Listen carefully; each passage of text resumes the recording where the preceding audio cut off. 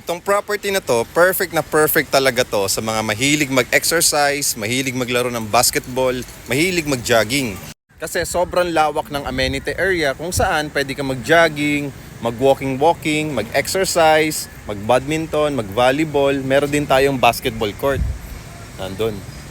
As you can see, sobrang lawak ng amenity park, 'di ba? Meron pa tayong children's playground, outdoor gym, may bakanting lote tayo dyan na pwede ka maglaro ng soccer, badminton, pwede mong igala yung pets mo.